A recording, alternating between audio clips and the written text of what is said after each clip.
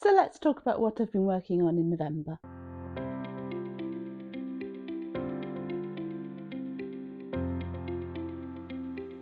So hello and welcome back to any returning viewers, and to any new viewers a very warm welcome to you. My name's Zoe and this is my channel all about the crafty bits and pieces I get up to. I knit, I sew, I spin on a drop spindle, I dabble in weaving from time to time, and anything else takes my crafty fancy. Now, as I mentioned at the opening to the video, we're talking about the things I've been working on in November this week. So before we dive into that, let's get started with what I am wearing. This is the Sheridan sweatshirt, which I've made in this lovely ochre mild sweatshirting from Minerva. The cuffs are in an ochre ribbing, also from Minerva, and I've done coordinating joggers, the name of which escapes me for the moment. But this was one of my Minerva brand ambassador projects, so in the description down below, there'll be a link to my profile on Minerva where you'll be able to get more information about those projects there. These are older projects, they've been sitting around. I made them in the summer, so they've been sitting around waiting for the weather to cool down a bit, and they are now getting a lot of wear. Not that it's horrifically cold today, but it's that time of year where you just want to be cozy and snuggly, and these sleeves are fabulous for that. They're nice and billowy and comfy and cozy and snuggly, but the long cuff means I'm not dangling them in my dinner. Win-win. Okay, so that's what I am wearing. Let's move on to finished objects, and I do actually have one. It's right here. This is my Stephen West Geo Gradient shawl. I haven't blocked it yet. I'll just remove it from the mannequin to show you. So it's not yet blocked. I haven't trimmed off the ends or tidied up the fringing at the bottom yet. I'll do that once it's blocked. But this was this year's mystery knit along. Now, as you can see in the middle here, I went with the crochet option that a lot of people were doing. I actually went with a treble crochet square, so it's got lots of front post trebles in it rather than your standard granny square, just because that kept me interested a bit more. So that's my version of Clue 1 in the middle there. Clue 1 is bordered by Clue 2, which is this striped eyelet sequence. Clue 3 has this lovely texture to it. I will be finding a way to use that stitch somewhere else. So both wings were done in Clue 3, and then Clue 4 was the border, which is lovely. It's very beautiful, it's very effective, but it took me about 3 years to knit it. It uses a dip stitch, so dip 5, so you're knitting down into the previous rows, doubling your stitch count, and then halving it as you purl back and purl two together through the back loop. Then you've got a few rows of nice stocking stitch knitting, so nice quick speedy rows in between times, but that dip 5 row takes forever. Now, I've worked this in Holst Coast, which is wool and cotton. It's a fairly affordable yarn. I did buy the recommended 2 cakes of each colour. I have used almost the first cake of each, so I do have a cake left in each colour. I was tempted to do a wider border to make it an even bigger shawl. I mean, it's huge, so I mean, let's face it, I don't really need it any bigger. I can only just barely reach the ends of the wingspan, and it's a good depth on me, particularly with the fringing. But I was tempted to do a double depth border because I like the look of that stitch. But oh my goodness, it is slow. He's just come out with, Stephen West just come out with some new patterns using that stitch. So he's done a sweater, he's done a hat, I think he's done some mittens. They're beautiful, but no, I will not be knitting them. No. If it was just one lot of the dip 5, maybe, but an entire yoke in dip 5, an entire hat in dip 5, an entire pair of mittens in dip 5. By the time I've finished making them, they will no longer fit me. So yeah, beautiful stitch. I just found it so slow. Other people may not have found it so slow. Other people may have found it quite speedy to do. It's not a complicated stitch. It was just slow. So yeah, I will be using this chevron-y pattern from the wings though in something else. I will find a use for that because that is lovely. And yeah, it's just creating floats across the front of the fabric. It's the same as when you're doing colourwork, except it's not colourwork, it's all in the same colour that you're working with. So yes, I enjoyed that. So this will be getting a lot of wear. I do go through phases with my shawls where the newest one gets oodles and oodles of wear, and the others get neglected a bit, and then I recycle around and start wearing the old ones for ages. I wear them in the house, I wear them out and about, I tuck them under my jumpers. So yeah, shawls do get a fair bit of wear with me. So that's my finished object for November. It did take me the full 2 months to work that up, which is a bit long for me for a Stephen West mystery shawl. But given that we were reworking Clue 1 and then the length that it took me to knit the border, it's not that much of a surprise. Okay, so moving on to works in progress. Let's start with some knitting. I'm working on some socks. So they are living in my Moulin Rouge sock project bag. And I'm working these socks using Coop Yarn's Socks Yeah. Now I'm working them 2 at a time. They are top-down socks. Now from this side, if you ignore the extra balls that are hanging off them, they look like stocking stitch socks. But when I turn them around and show you the front, they have this lovely flower pattern coming down the front of the legs. Now this is a Russamine pattern. So Russamine is an Estonian technique. It's a form of colourwork, but you're not actually knitting the contrast colours. You're weaving them between the stitches. So it's very simple to do and very effective. These are the Lilica stocks. These are the Lilica socks designed by Alex Bird. That's the pattern picture for you. As you can see, I've got these out of a magazine. They are in this month's Knitter magazine, The Knitter, which is the one with that lovely Aran sweater on the front cover. Now, I am fully anticipating these socks not taking me too much longer. I am just through the second repeat of the flower chart. So I need to do half a repeat again, and then I'm into the heels. And after the heels, as you're working down the top of the foot, the flowers have disappeared and we're just doing the 3 lines of the colours. So it's got enough interest to keep you going, but it's so simple to do, particularly once you've got the Russamine established, that you can look at what you've done the row before to work out what comes next. That it's a fairly mindless project. So it's a good sort of blend there for those of us who have knit a fair few socks. I want something a little bit more simple but with a bit of interest to it. So they're good handbag socks, and they've been coming around with me to various places. They're good for knitting when I'm on my online knit night group. Not that I run it, but I am part of an online knit night group, the International Virtual Knit Nights. I'll link to them down below if I remember. If I don't, please remind me in the comments and I'll pop it in.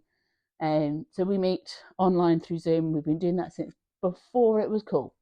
So I've been part of that for about 6 years now.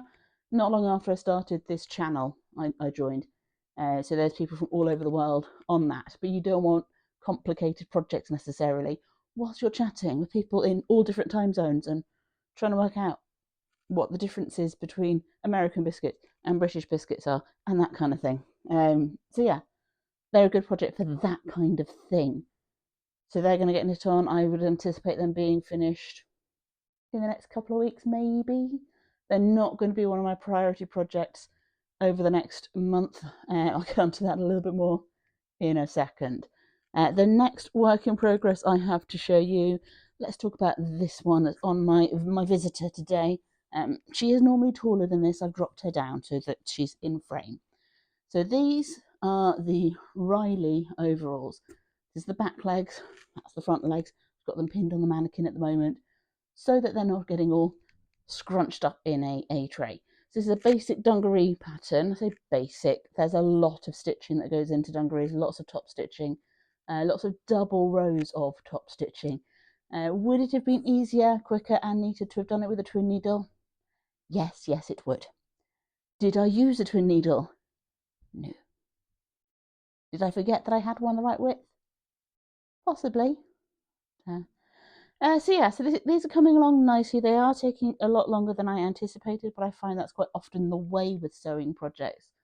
I'll be like, oh, I'll whip that up in an afternoon, and it takes like 3 weeks.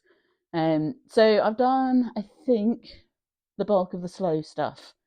I've got some hip shields to put on the back, I believe, a waistband to put on the front, button loops to make, and then obviously attaching the whole thing together, and buttonholes, buttons, buckles, that kind of thing. The reason I picked the Riley dungarees, which is a true bias pattern, there's a couple of reasons. I've made true bias trousers before, and they fitted me reasonably okay without making any adjustments, so I haven't made any adjustments to this pattern. My top falls into the size 20. My bottom very much my bottom, not just my lower half, falls into just over 22, but not quite 24. So when I looked at the finished garment measurements, I thought I was aware that I would still get a bit of ease if I went with the 22. So I've cut out a straight size 22. So the top might possibly be a bit gapey on me, but that's okay. That means I can layer up jumpers underneath it, so that's not a problem. So their sizing was one reason, because I know that True Bias, the rise is generally okay for me. If I find it's not quite right, I can tweak it if I make them again, and I may well make them again. The other reason for making dungarees is it's a good sort of practice run for jeans. There's a lot of details in dungarees that are shared with jeans, like the buttons, like all the top stitching. In the case of these ones, excuse me while I just rummage around on my mannequin. This one here. So we've got a coin pocket on these ones as well, which is a jeans feature. So you can get a lot of the practice for making jeans without them actually being jeans, with less concern over fitting, because dungarees are fairly adjustable. But you get practice putting in the jeans buttons, you get practice doing all the top stitching, that kind of a thing. So yeah, nice little practice run for that. But also, these dungarees, when you compare them to other dungarees, have this nice diamond feature on the back. So you don't have the high bib back that some dungarees have. They make them feel a little bit more like a jumpsuit. You don't have the loose straps that make you feel a little bit more like a child. So it's a nice sort of grown-up touch to the back of the dungarees, in my opinion. So yeah, so these ones are going to be another week or so before they're finished. Not just because all the top stitching takes time, not just because my overlocker had decided to completely play up and not let me thread the fourth thread without snapping it every stitch, which is, by the by, I'm now beyond the point where that would have been a useful tool to be using. But not just all of that, I vastly underestimated how much thread I was going to need for this project. So I'm waiting for some more thread to arrive so that I can finish this. So hopefully next weekend they'll get done. But I'm pleased with how they're turning out so far. I'm quite pleased with how well I managed to match the thread. The fabric is a Minerva fabric. It's a twill. It's got a little bit of stretch to it. So there are a couple of places where it's stretching out a little bit more than I would like. But for the comfort factor that having a bit of stretch in your fabric brings you, I'm okay with that. So generally I'm pleased with how they're turning out. I think they're going to look nice when they're done. The fabric, the thread, find the right word. thread that I'm using for all the top stitching is a close enough match that from a distance it's not going to stand out. So where my top stitching goes a little bit wobbly, it's not going to matter too much. So it's going to have a nice, fairly clean finish from a distance. And yeah, I'm looking forward to using them as my jeans replacement, jeans alternative over the winter. Yeah, plus they go really well with my Geo Gradient shawl, which was a happy accident. So that's my sewing work in progress. I have one more work in progress to show you, and then we'll get on some plans for what's going to be coming up in December. So, regular viewers may well remember me starting a cross stitch project back in the summer, possibly the spring. If I start it now, I'll have it done in time to decorate for Christmas. No. So I have a cross stitch project on the go. It's a table runner. It's on linen. So it's got these Christmassy Santa-y boots and these leaves around. That's how much I've done.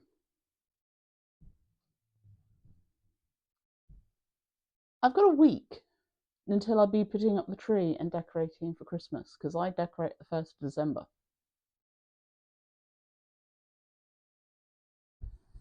This has this on both ends. It's not gonna be done.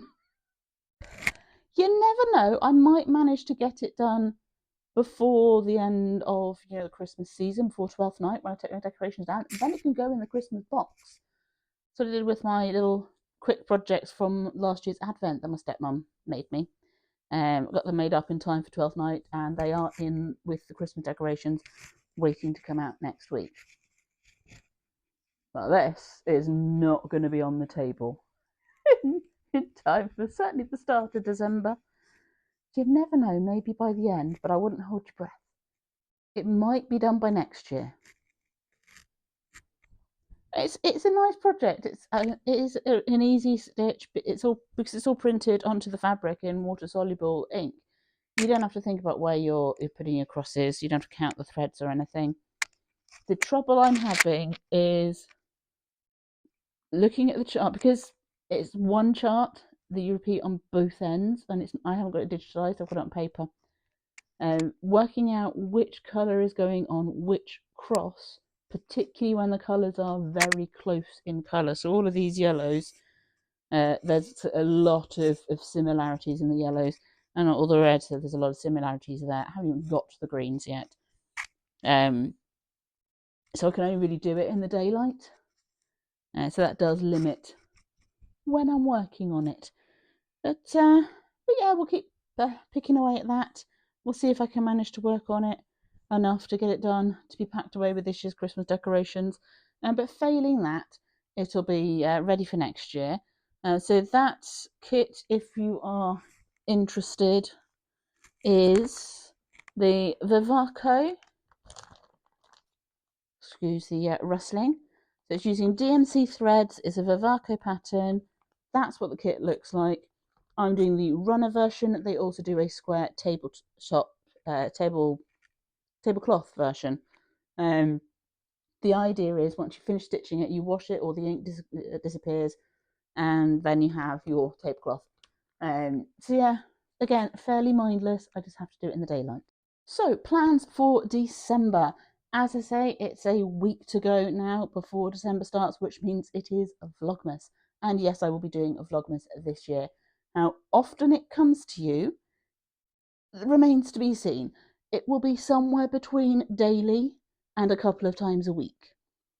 I will be filming every day. I will see how much footage I've got each day, and I'll get it edited and uploaded either each day or in like little bundles of a couple of days together. But you'll certainly be getting 2 to 3 a week, if not more. So that's my plan for Vlogmas. I will start filming that middle of next week so that there's something to go up on the 1st for you. And whilst you're watching Vlogmas, I need you to hold me accountable for a couple of things. First up, that cross stitch. I need to get progress made on that. If I can at least get the first corner done by Christmas, it'll be better than I've done so far. So yes, that's one priority project. So priority width. So priority project number 2 is a new cast on. If you saw my video last week where I was rounding up Christmas sweater and cardigan patterns, you'll know that I am planning on knitting the Skein Nightfall cardigan, the gradient colourwork with all the trees, and I'm planning on doing it in green. So this is my yarn, my green gradient. So we've got dark greens for the lower end and the button bands. Then we've got 3 fairly close together but different enough to show the distinction. Not quite sure which way around they're going to go, but that's a problem for another day. Maybe that way around. So 3 slightly different greens for the main sort of body of the cardigan. So it'll be a fairly subtle gradient, but there will be a clear demarcation because they are different greens. I'm not trying to blend them together. And then for my lightest colour, we've got this one here. So Cascade Heritage yarns, or Cascade Yarns Heritage rather, 75% superwash merino, 25% nylon. So these are actually good sock yarns, and yeah, they've just put the colour numbers rather than the names on the labels. So I don't know what they're called. They may just be numbers because some commercial yarn companies do that. So that's my second priority project. But that's not the only thing that I am planning on casting on this December, or realistically next week, and possibly before the 1st, but we'll see. Regular viewers may recall that I had a little bit of a dabble with the dye pots not so long ago, and I worked up a swatch of my merino, 100% merino colourway, which gave this kind of neutral, warm, speckly, variegated colourway. And I intended on replicating that colourway to knit a cardigan. I'm going to be knitting up the Hoki Locatelli long line cardigan. So a nice open front cardigan, which is good because my gauge isn't quite right. But we're not going to worry about that. It's only 1 stitch an inch off for an open front cardigan. It should be fine. So the original colourway, the original dye job, this is how it turned out. This is the second skein. Now, I was dyeing 2 skeins on their own, using a pinch of this, a pinch of that, kind of an approach to dyeing. I did make notes as I went, so I knew how much I'd used. There I knew what techniques I'd used, knew how long I left it to sit, how long I heated it for, that kind of thing. So I got myself some bare yarn to replicate this colourway with. So 100% merino, but I was dyeing 5 skeins at a time. So obviously I increased the amount of dye and the amount of water to compensate for the additional yarn. Obviously the yarn didn't have as much space for water to move around it because there were 5 skeins in there, the dye pan, rather than just the 2. I also ditched the pinch here, this, pinch of that approach and measured things out with measuring spoons and wrote those down, which hopefully will mean that if I decide to dye this colourway up again in the future, it's a bit more accurate for how I've actually done it. And the resulting colourway is this. So this is the exact same pigments, the exact same dyes, dyed in the exact same method, but a bit more accurately measured. There's a noticeable difference. This is much more pigmented, much more vibrant, and there are bigger spaces between the bold colours on this version than this version. There's also a bit of variegation from one skein to the next, which is why with hand dyed yarns you want to be alternating skeins. So I have 2 skeins of this, I have 5 skeins of this. For my size, or the size I'm going to be knitting, and again the next couple of sizes up as well actually, the pattern calls for 6 skeins, so I'm going to use the 2 of this and 4 of this, and we'll see if there's any left over beyond that. Because they are the same pigments and each pigment is in the same proportion to each other in both dye jobs, these do go together, there's just a noticeable difference. So I'm going to start with the two more subtle skeins, and also going to be alternating those skeins. And then I'm going to blend in the new dye lot to create my long lines better. So they should fade together quite nicely, given that they're dyed with the same pigments. They're the same yarn base, essentially. Different suppliers, but essentially the same yarn base. So yeah, so that should work quite well. Be a nice, warm, cozy, autumnal coloured long line cardigan. So I am going to get that wound up and cast on fairly soon. I will cast on the Christmas cardigan first, she says, and then I will cast on this one, because that's the plan. We'll see how it goes. So that's my plans for December. There will be Vlogmas, there will be knitting, there will be sewing, there will be cross stitch. There will probably, hopefully, if I remember to buy the ingredients, be some baking and some decorations and all sorts of goodness leading up to Christmas. And it'll be multiple times a week. And it's going to be great. And I'd love to see you there. But in the meantime, there's this video here on screen that may be of interest to you whilst you're waiting. And I will see you next time. But until then, happy crafting and bye-bye for now.